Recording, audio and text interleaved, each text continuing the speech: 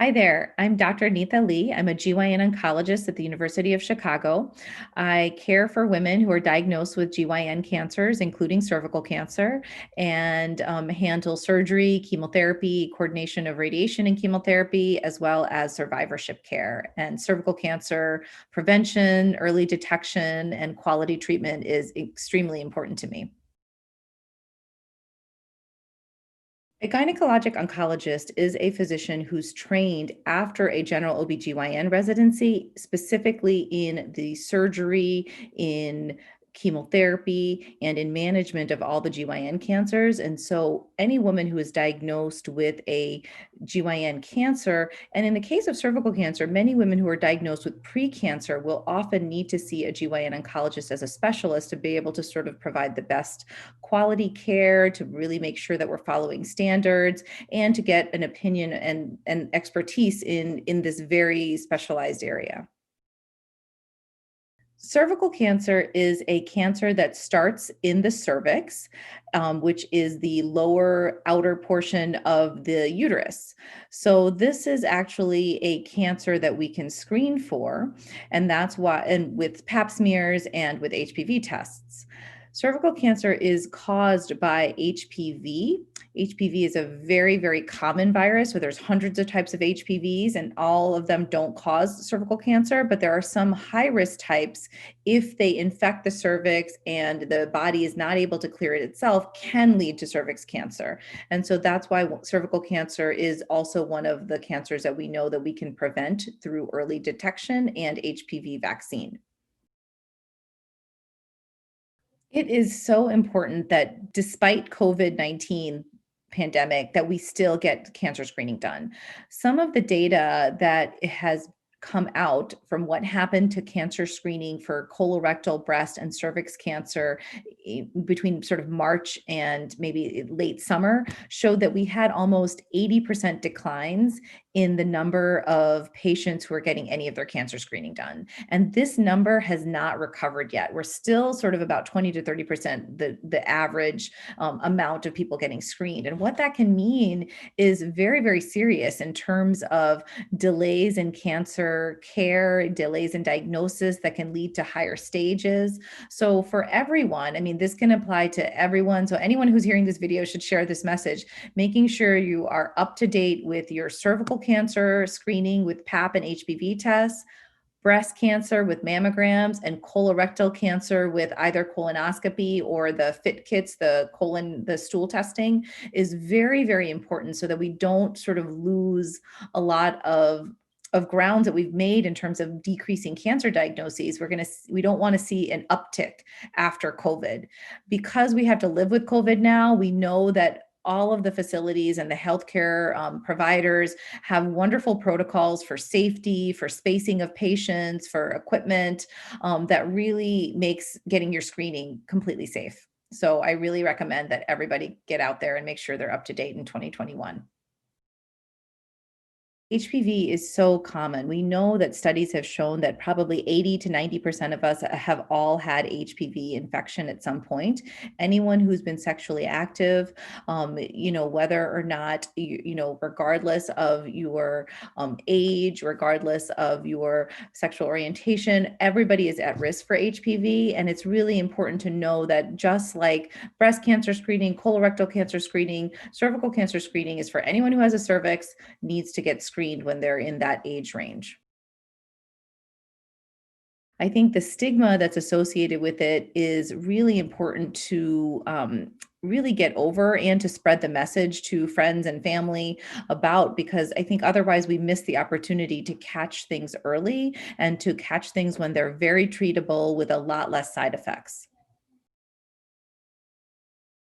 HPV vaccine is a cancer prevention vaccine, and I think that we should just be amazed that we have that.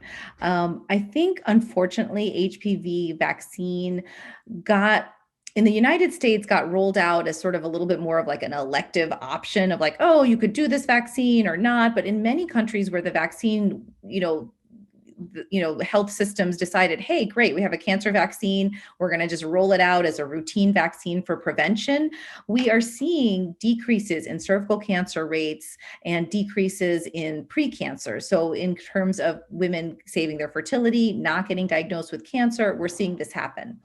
And in the United States, I think there has been more hesitancy. And I think it's unfortunate because I still think it's related to the sort of this idea of stigma related to HPV. But we know that the HPV vaccine can actually prevent cervical cancer. It can also decrease head and neck cancer, which is increasing in both men and women, as well as anal cancer and vulvar cancers.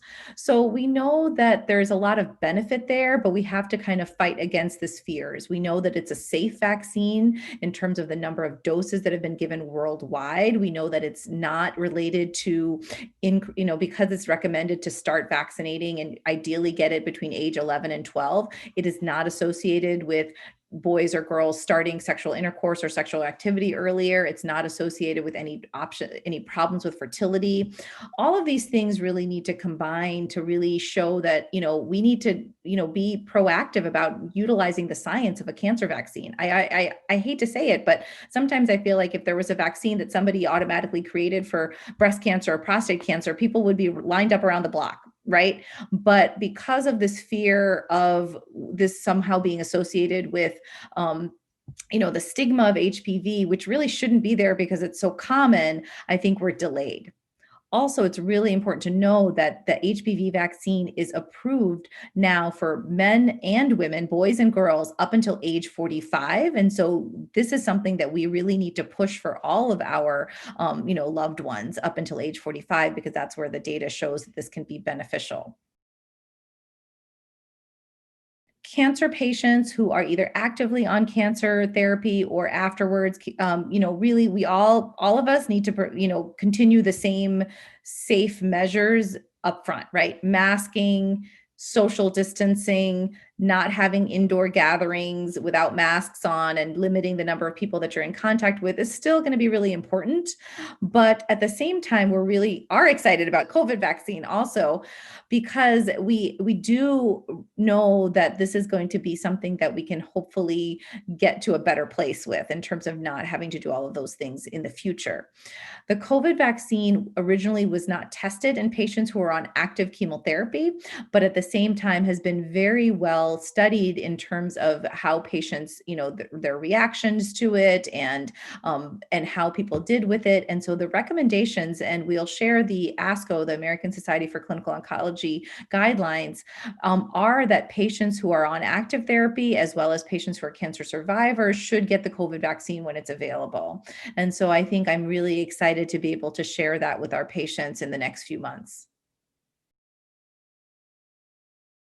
I understand the fears and the concerns. Sometimes people are scared of the word cancer. Sometimes people are scared of like what this could mean for fertility. But we actually, treatments for cervix cancer and pre-cancer, if they're caught really early, can be really much simpler and have a lot less side effects than if we catch a cancer later on and require a lot of different things, including surgery or chemotherapy or radiation.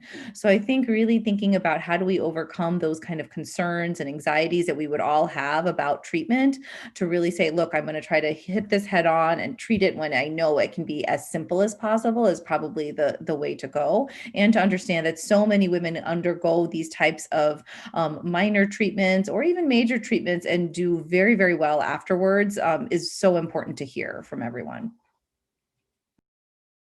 Traditional treatment for cervical cancer can sometimes involve radical surgery. It can also involve chemotherapy and radiation, and that can be very intimidating for many women. It's often not something that someone's thought about before. There's a lot of sort of, press or, word on the street in social media about how terrible that these things can be and the side effect profiles. And so it is important to make sure that you know what the real side effects are. It's sometimes very helpful to talk to your doctor about what your expectations will be like during your treatment, after your treatment. And these treatments, no one's going to lie and say they're, the easiest thing in the world, but at the same time, we don't have a lot of choices. We do know that the standard for chemotherapy and radiation is the best way to eliminate and cure the cancers. And yet we do have to think about the side effect profiles. And that's actually something that's improved dramatically over the last even 5 to 10 years, both in terms of the radiation techniques that are used to protect normal bowel and bladder function, both in terms of the side effects of chemotherapy and preventive medication so that you're not having nausea or vomiting or any GI disturbances. So there's a lot of changes that have happened as well that are really important to consider. And finally, I think it is tough. I mean, a lot of the fear is really accepting the fact that we don't have, perfect choices. Obviously, we would all choose not to have cancer, and we would all choose not to necessarily have to need treatments, but we also need to be realistic about what are the treatments that are going to help you and help you to live longer, help you to cure your cancer, and what are the treatments that may actually harm you. I am very supportive of anybody seeking out alternative and integrative medicine during their treatment, but there are certain treatments that you can do during your treatment, and there are certain things that you may want to do afterwards because otherwise they can interfere with the chemotherapy and the radiation. So taking oral supplements that are antioxidants or actually can be dangerous during chemotherapy. So maybe using those afterwards could be an option. Acupuncture is sort of a great technique to be using during treatment or afterwards. Mindfulness, meditation, all of these things are a really important component of cancer care. So if you're feeling a little intimidated by sort of what people think of the traditional cancer care, which is the chemotherapy and the radiation, talking to your doctor about what are other supportive things that I can do during my treatment is going to be very important. Unfortunately, there are not a lot of herbal cures or anything. There are none actually in terms of like being able to fend off a true cancer diagnosis. And so it's really important for us to be realistic, to be honest that's how I feel. I want to be honest with my patients. I want them to be doing well in the future, and also to kind of know that there are going to be treatments that may have side effects, and my job and our job is to kind of think about those proactively as to like how we should, try to optimize how you do. So for me, for patients who have cervix cancer, that really means thinking about sort of like the mind, the emotional aspect. What are the psychosocial supports that we've set up for people to process this? Also the physical. So making sure patients of mine are seeing physical therapy to really talk about bowel and bladder function, about pain, all of those kinds of things. So we really need to have the whole picture included. And sometimes we don't want people to have a worse situation because they delay the standards of care.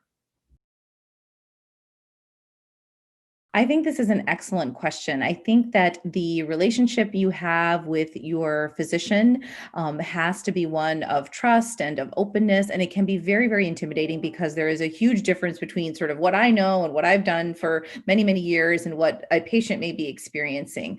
But I think patients also need to really feel like they are an expert on their own body, right? So they're an expert on what they're feeling, whether that's their physical symptoms or if that's their anxiety about maybe an exam or an anxiety about a follow-up testing that needs to be done.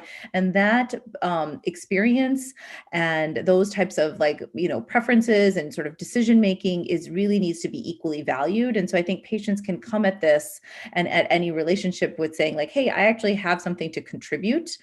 One of the really perfect models for thinking about how we should be interacting as patients and providers is the model of shared decision making. And so I think that's a model where we actually really emphasize coming together, basing that on what our patients' preferences are, and really having our patients articulate to us what's important to them, and then coming up with a decision based on kind of reviewing what the options are and then coming up with a decision together. Now, sometimes there's not a lot of decisions to be made sometimes in if you need a workup for another pap smear, it may be that you have to get a colposcopy or another test or another biopsy. But at the same time, the patients, I really want women to be able to express to their physicians, like, what are their concerns? What are their goals? What are they most worried about? Those types of, kind of positioning that when you're meeting your doctor can be very, very helpful, because then it can put your doctor in the mindset of like, okay, this is what I need to think about, and what are other factors or other information that I could provide that could help my patient feel better.